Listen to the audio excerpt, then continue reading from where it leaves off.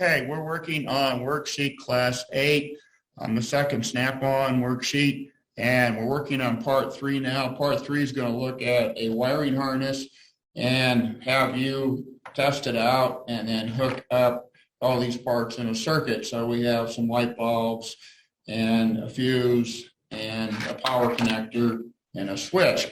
So the first step is I'm going to take advantage of one of these nice little jumpers, any jumper will do, and hook this on here.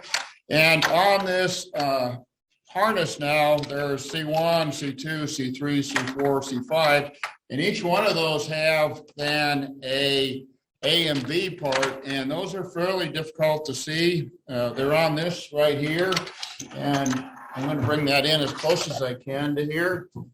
But right here between these blue tabs, one's labeled B and one's labeled A. For whatever reason, they seem to put B on the left side and A on the right side. I guess if you turn it this way, it's opposite. Okay, so I'm going to hook on to this one on C1A with this. And I'm going to take the other end of my meter and making sure that I'm on. Oh, before I do that, you should always test your ground. And I'm going to use the beeper. And it gives you a resistance, but all we really are trying to do is find the connections. And so I'm going to go through, and I'm going to go through in order. I'm on C1A. I'm going to go to C1B. And touch that, no beeper.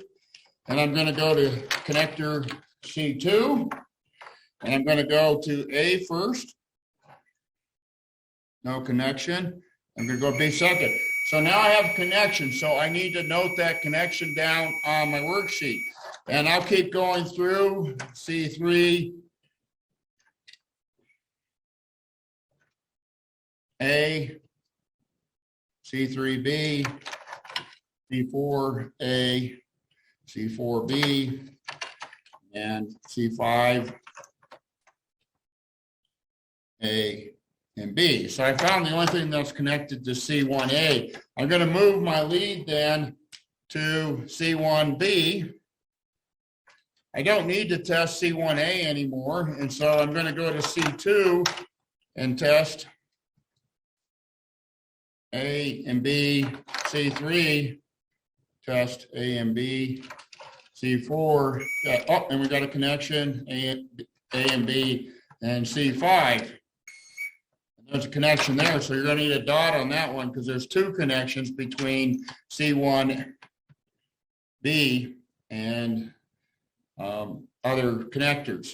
I'm done with C1 now. I don't need to do C1 anymore. I hook this into C2A and just go in order. C2B, C3, A, B, C4, A, B, C5, A, B. I'm done with, now I move to B and do the same thing. A, B, A, B, A, B.